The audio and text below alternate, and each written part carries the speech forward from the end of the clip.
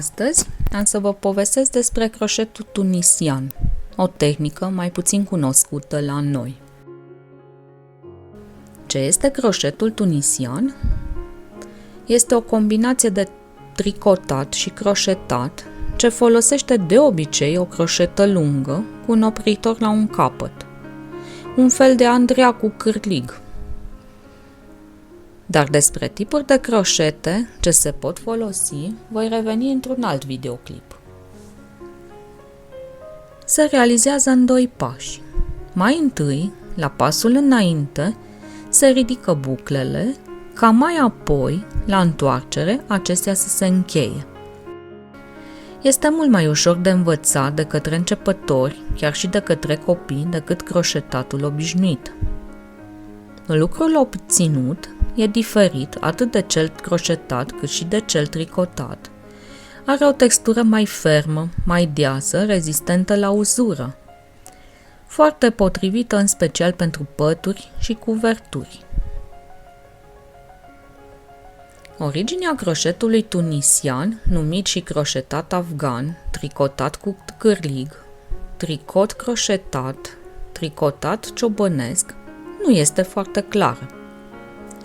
În ciuda numelui, tunisian sau afgan, care ne-ar sugera că provine din Orientul apropiat sau Nordul Africii, nu există dovezi în acest sens. Faptul că tunisienii numesc în prezent această tehnică tricot ne face cu atât mai mult să credem că această tehnică nu și are originea în zona respectivă. Se crede că termenul de croșetat tunisian a fost introdus de francezi.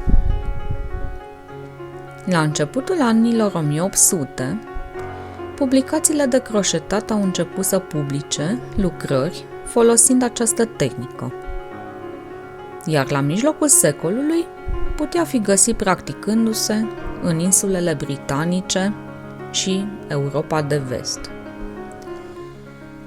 Regina Victoria s-a străduit să aducă la modă dantela croșetată manual de către femeile irlandeze, care încercau disperate să câștige existența în timpul foametei dezastruoase care a decimat populația Irlandei la mijlocul secolului al XIX-lea.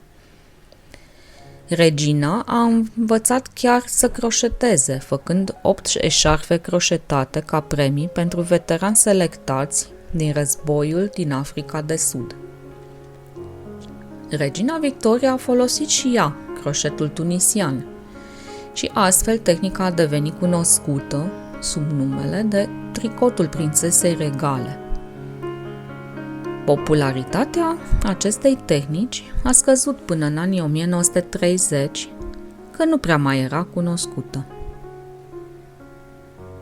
În Statele Unite, punctul tunisian simplu, unul dintre multele puncte tunisiene, cunoscut acolo sub numele de afgan crochet, a fost utilizat pe scară largă pentru a realiza cuverturi cu imagini cusute deasupra.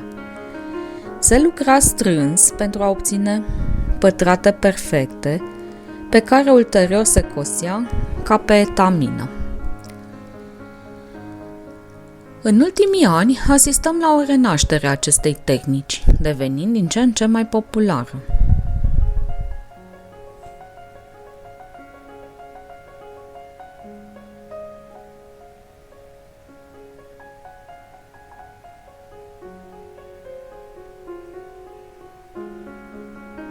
În prezent, croșetul tunisian e tot mai popular și deși inițial era folosit pentru cuverturi datorită texturii sale dese, în prezent se folosește în mai multe alte scopuri. Se poate obține o textură mult mai fină, chiar și dantelată, folosind o croșetă mai mare și o mulțime de puncte, nu doar clasicul punct simplu, Tunisian Simple Stitch în engleză. Vă lați acum să admirați câteva din lucrările realizate în punct tunisian de către mine și prietena mea, căreia vreau să-i mulțumesc și pe această cale. Iar la final vă prezint câteva proiecte preluate de pe internet.